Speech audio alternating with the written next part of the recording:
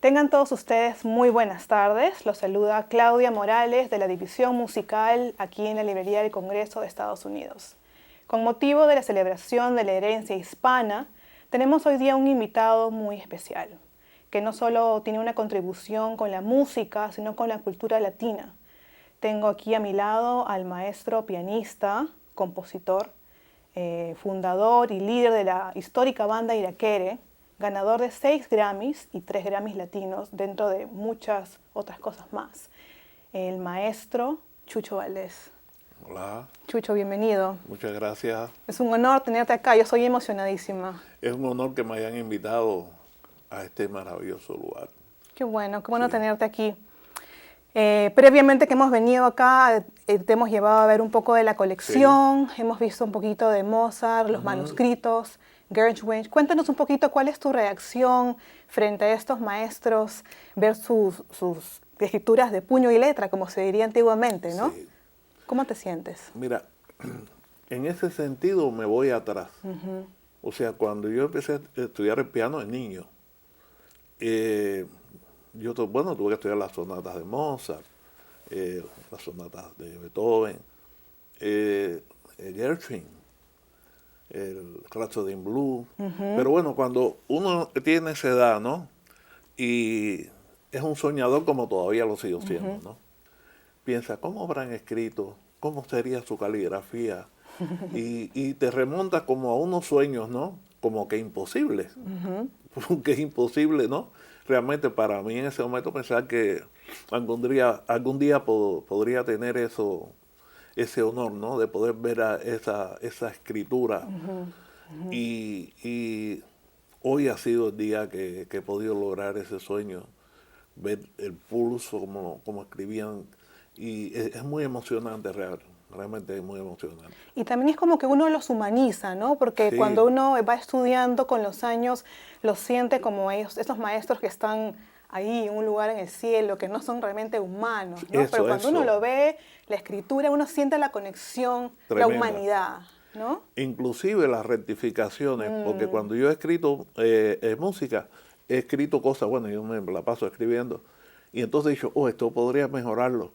Entonces se me ocurrió otra cosa y pongo mi borroncito y sigo, porque son cosas que son de las partituras que uno va haciendo como guiones también.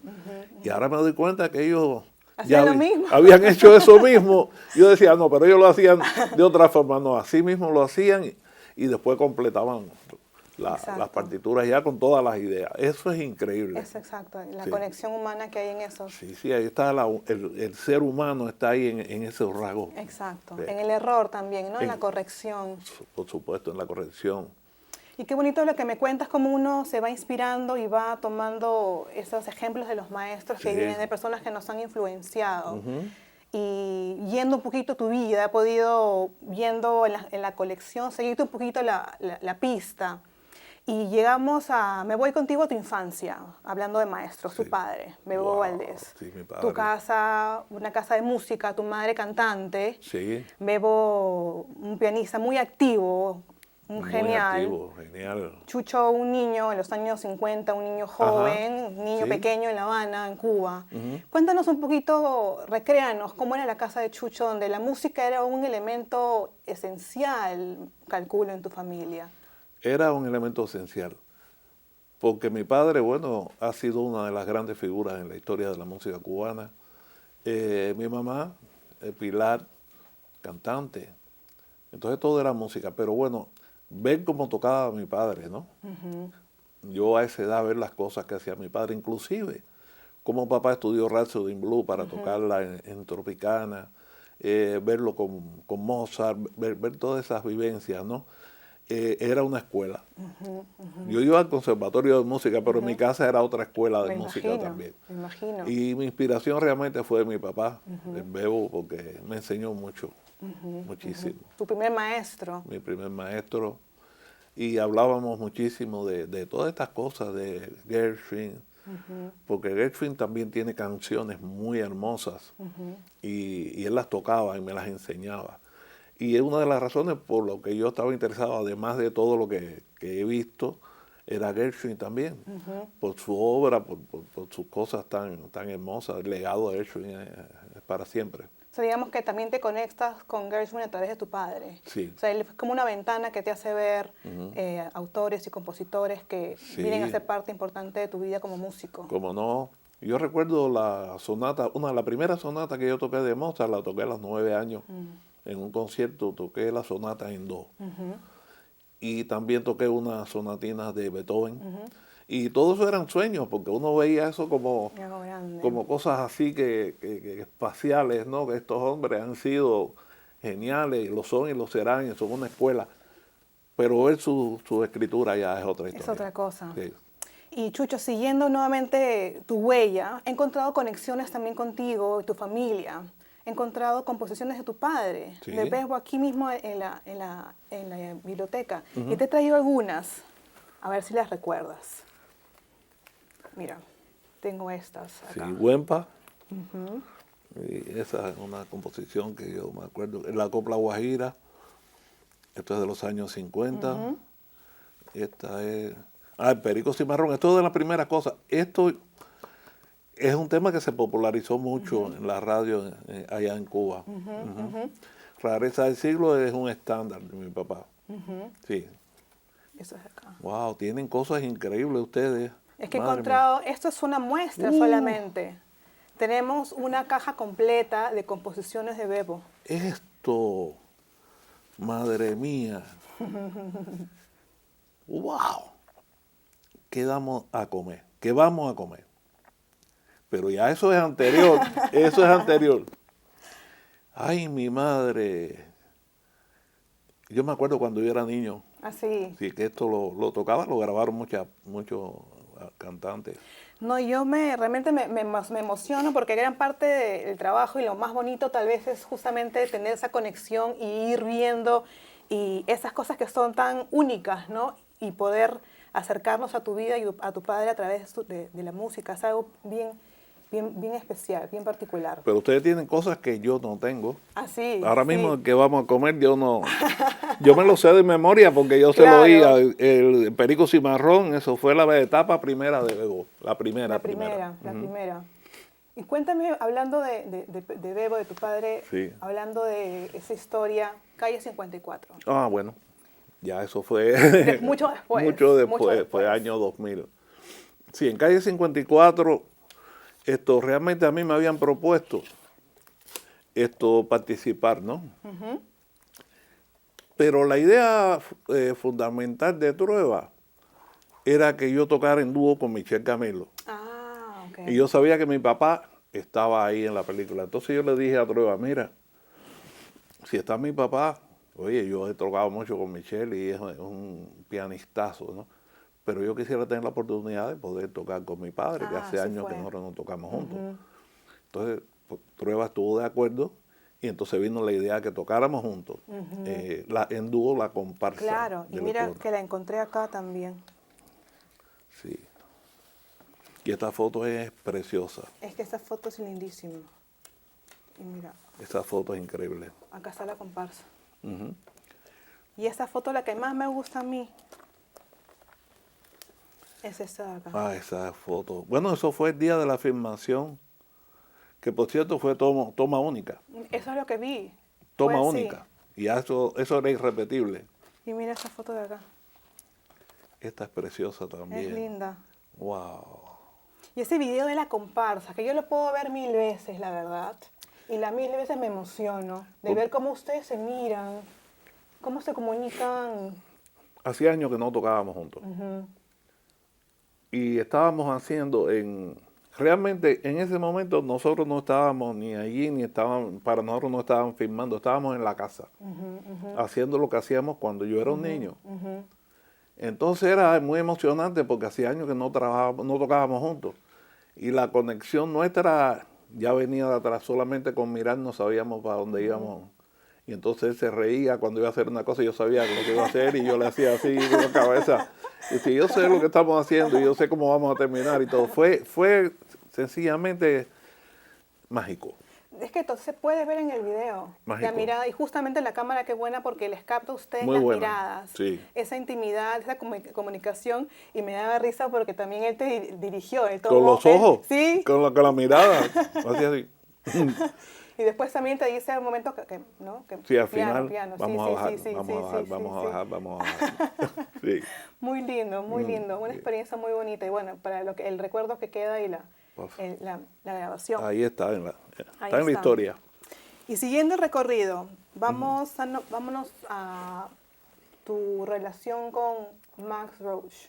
Tenemos los papeles de Max Roach Ujú. y hemos encontrado una foto tuya también, una composición que tú le haces a Max Roach. A ver si te acuerdas. Esta foto. Ay, A ver. a ver. Ah, no, está aquí. Espérate.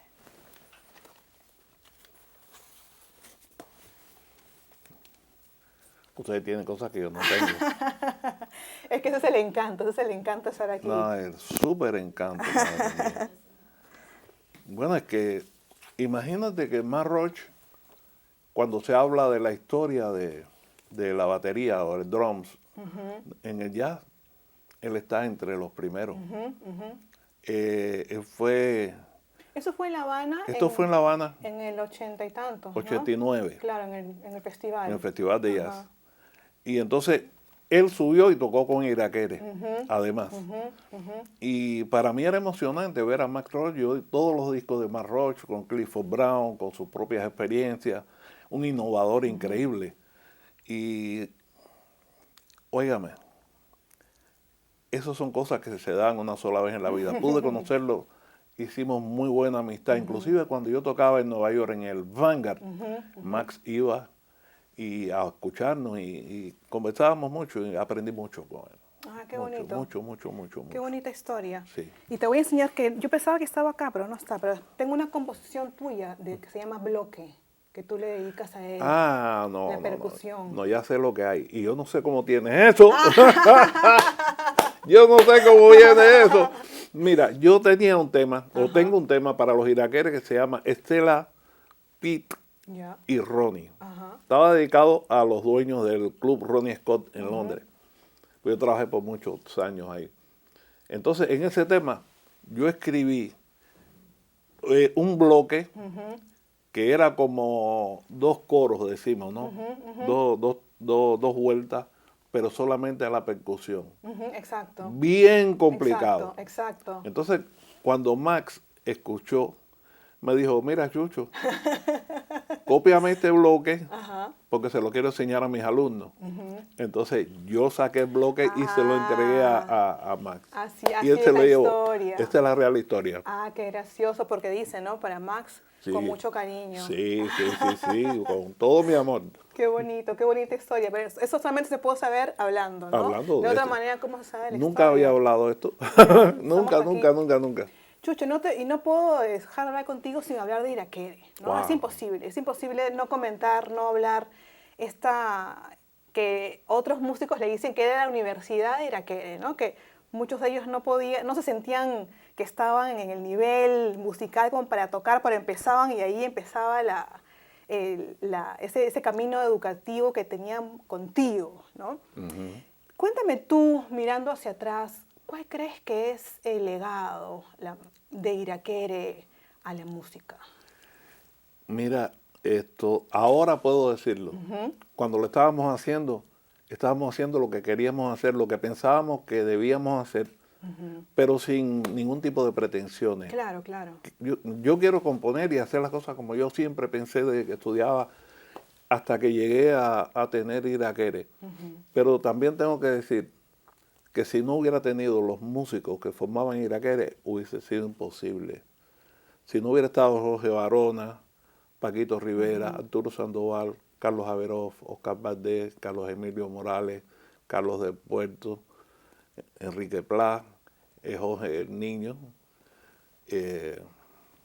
esa gente, eso era un equipo increíble.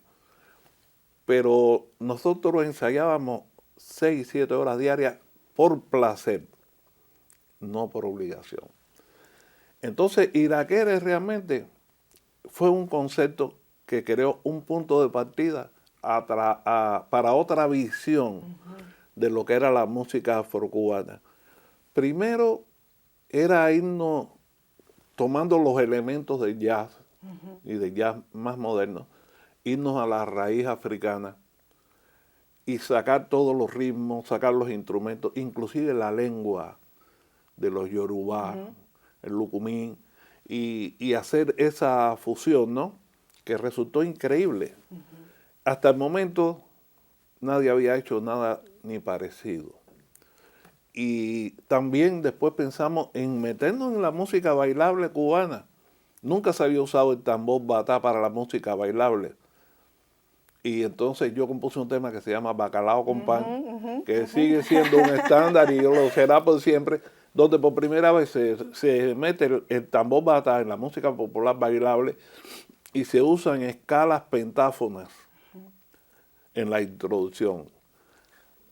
Y la mezcla fue, también de ahí nace lo que hoy llaman la timba cubana. Esa la creamos nosotros con el Bacalao con Pan, la primera vez que se queda para la orquesta y se queda el piano haciendo los tumbados. Y después entra el bajo, en vez de tocando notas, haciendo efectos de percusión. Y eso le abrió los ojos a todo el mundo. También la Misa Negra. Eso por un lado la bailable, por el otro lado la Misa Negra fue una obra que yo pensé en cómo hacer una misa africana que existe, una misa espiritual, cómo cantarle en yoruba a los espíritus, cómo hacer todos esos toques, llamarlos en la lengua y mezclarlo con todos los elementos que yo tenía en la mano del jazz y de otros elementos también, inclusive del funk. Fue una bomba. Una bomba, realmente. Pero una bomba de música increíble. Porque el debut de Misa Negra fue en 1970. Por primera vez un grupo cubano de jazz de la isla de Cuba hacía un festival internacional. Y yo tenía, y he tenido siempre un ídolo que se llama Dave Brubeck. Yo había estudiado muy bien la música de Brubeck. Era otro sueño nomás que yo tenía, igual que Gershwin. Nunca veía las fotos de Brubeck y dije, no, nunca lo voy a conocer. En ese festival tocó Brubeck y tocaba después que nosotros. Ahí estrené la Misa Negra.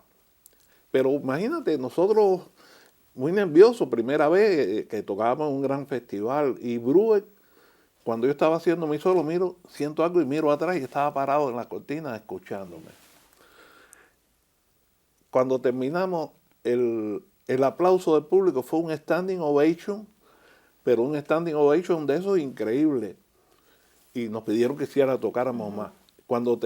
Después tocó Brubeck y me quedé, por supuesto, a escucharlo. Cuando terminó Brubeck me mandó a buscar a mí y al cuarteto a su camerino. Y me abrazó y me dijo, esto es un nuevo camino, Chucho, te felicito. Y para mí ese fue el sello ya de confirmación. Me dijo, never stop. Ah, qué bonito. Y no voy a parar, nunca. Qué bonito. ¿Y tú sabías en ese momento lo que estabas tejiendo, lo que ustedes como banda estaban tejiendo? ¿Eras consciente de lo que iba, hasta dónde estaba saltando? Para nada. Para nada. Simplemente estaba soltando mi imaginación. Claro. No tenía idea de que fuera o no aceptado, pero yo decía, esto es lo que yo siento, ¿no? Y resultó. Y cuéntame algo que me da mucha curiosidad, Yoruba. Tú llevas el sincretismo religioso a la música. 100%. 100%. Sí. Y ese sincretismo religioso fue parte de tu vida. ¿Tú creciste con esto? ¿Por qué lo escoges? ¿Por qué tratas de llevarlo en ese momento? Yo era lo que llevaba adentro porque mi abuela, que fue muy importante en mi vida también, Caridad Amaro, era muy católica. Y me hizo muy católico. Ah, sí. Porque mi verdadero nombre es Jesús. Yo me llamo Jesús Valdés. Y por algo me pusieron Jesús. Y yo en la iglesia con ella. Pero mi abuelo, por el otro lado, iba a las misas africanas con los tambores. Y existe el sincretismo. Y yo lo adopté. Lo adopté. Yo dije, tan valioso es una cosa como la otra. Y yo voy a unir todo esto. Con todo lo que aprenda, ¿no? En mi vida. mi padre me decía, Chucho, mira, el mejor pianista no existe. El mejor pianista está repartido entre todos, porque todos tienen una cualidad diferente. Pero a mí me gustaría más que tú trataras de ser completo, que conocieras todo. Y eso me lo enseñó él. Porque en Tropicana, donde él trabajaba, lo mismo tocaba Gershwin, que tocabas una conga, que tocabas música de Brasil, o sea, era un panorama muy amplio. Y eso me lo introdujo mi papá. Pero en lo que era mi música, yo ya quería hacer ya la cosa, Yoruba, igual que tengo un disco que se llama Canto a Dios, con un coro muy grande y es súper eclesiástico. Y cuéntame, tengo una curiosidad, ¿por qué el título Pan con Bacalao? Bacalao con pan. Bacalao con pan. Había un señor cuando yo era niño que pasaba por la calle vendiendo bacalao con pan. Y lo cantaba de lo más lindo. Bacalao con pan. Entonces llevaba plátanos también. Decía verde, maduro y pintones, aquí los platanitos y eso, y bacalao con pan. Y se me quedó siempre, yo tengo que sacarle algo así. Bacalao con pan. Y además me encanta el bacalao, fuera de eso. Es una de mis comidas favoritas. Ok. Entonces juntaron las dos cosas. Todo ahí. No, es que me hace acordar, porque yo también, una tía mía me gustaba comer el pesquerrey, es un pescado en Perú chiquito. Y lo comía con pan. Entonces cuando hacía la relación, pensaba que también podía ser algo familiar, pero en este caso cubano. Muy cubano. Y Chucho es alguien que, por lo que veo, siempre está a la vanguardia, siempre está reinventando y conservando y moviéndose y siempre está como que en lo que viene, en qué vamos. ¿Cuál es tu secreto para ese dinamismo, esa inspiración que tienes, esa vida que tienes tú? Yo pienso que primero es el amor por la música. Otra cosa que me enseñó mi papá es ser constante. Otro lado es la información, tener información, una información general, no del pasado, sino del presente y pensar en el futuro. El pasado es muy importante. El pasado es muy importante porque de ahí es que sale todo lo que está pasando, ¿no? Mi papá decía, bueno, es que sin pasado no hay futuro. ¿Qué exacto, no? Porque el presente tomó elementos del pasado. Y con lo que hace en el presente viene el futuro. Entonces, muy importante todas las cosas que Bebo me enseñó para yo poder hacer las cosas. También yo soy muy inquieto, ¿no? Sí, estoy escribiendo una ópera ahora. ¿Ah, sí? Ahora estoy escribiendo una ópera, que nunca lo había hecho. Pero estoy poniéndole todos esos años de experiencia, ¿no? No digo que va a ser grande o chiquita, no sé qué va a pasar, pero es algo que yo he querido hacer y que ya estoy trabajando en eso. Ah, qué bonito. Sí. ¿Y tienes algún proyecto de para cuándo lo vas a terminar o qué vas a hacer? Espero en 2 años ya va a estar. 2 años. 2 años, eso es un trabajo fuerte. Me imagino, Sí. me imagino.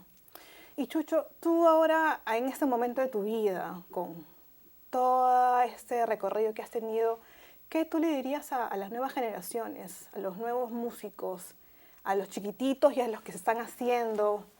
¿Qué le dirías tú a ellos? Le diría lo mismo que me dijo Bebo, papá, que me dijo a mí una vez.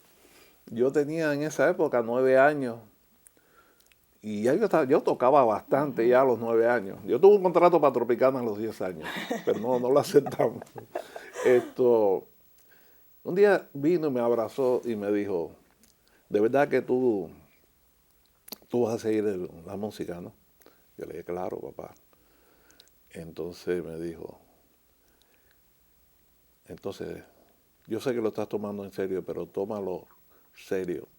Y lo primero y lo más importante es la disciplina. La disciplina, sin disciplina y sin rigor no va a pasar nada. El talento es una cosa que viene contigo, pero tienes que desarrollar ese talento. Porque si no te quedas con el talento, pero tienes que desarrollarlo a través del estudio y de la seriedad y de la mucha disciplina. Eso es lo que les recomiendo yo a todos. La disciplina. Todo. Para siempre, para todo en realidad, ¿no? En la vida. Es imposible. Sin eso no se puede No avanzar. se puede avanzar. No se puede avanzar. Chucho, ha sido más que un placer, un súper gusto tenerte acá a mi lado. Es Una experiencia increíble. para mí. Muchas gracias por tu tiempo, por tus palabras, por compartir, porque es algo que me gusta mucho de ti en las cosas que he visto, que siempre compartes, siempre cuentas, eres un libro abierto de tu experiencia y eso es algo muy lindo, que lo que todos nos podemos beneficiar. Te agradezco por eso. Es un gusto. Muchas gracias. Y gracias por invitarme. El honor de venir a estar con ustedes. Gracias.